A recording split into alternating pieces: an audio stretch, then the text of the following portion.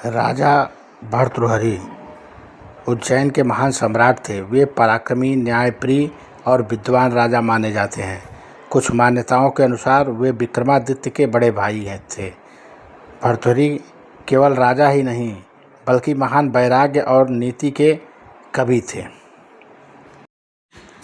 एक दिन एक तपस्वी ने राजा को एक अमर फल दिया और कहा कि यह फल जो खाएगा वह अमर हो जाएगा।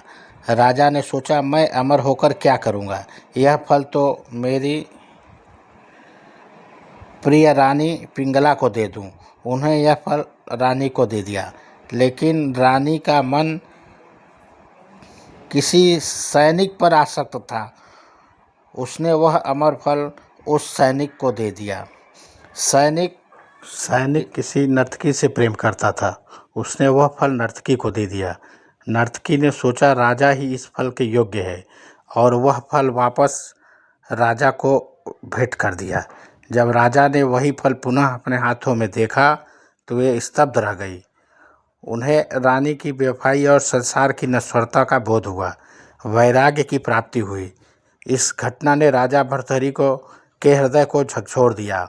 उन्होंने सोचा, जिस प्रकार संसार में प्रेम भी अस्थायी नहीं, वहाँ राज्य और वैभव किस काम का। उन्होंने राजपाट अपने भाई विक्रमादित्य को सौंप दिया और संन्यास धारण कर लिया। गुरु गोरखनाथ से दीक्षा ली। राजा भर्तृहरि ने महान योगी गोरखनाथ से दीक्षा ली और नाथ संप्रदाय में शामिल हो गए। वे कठोर तपस्या करने लगे और अंततः सिद्ध योगी बने। भर्तृहरि के प्रसिद्ध ग्रंथ। भर्तृहरि ने 3 महान शतक 100 श्लोकों के ग्रंथ रचे। नीति शतक नीति और जीवन के सिद्धांत, श्रृंगार शतक प्रेम और सौंदर्य के सिद्धांत, वैराग्य शतक वैराग्य और संसार की नश्वरता।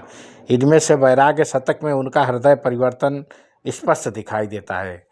कथा का संदेश है, संसार नश्वर है, मोह और आसक्ति दुख का कारण है, सच्चा सुख आत्मज्ञान और वैराग्य में है।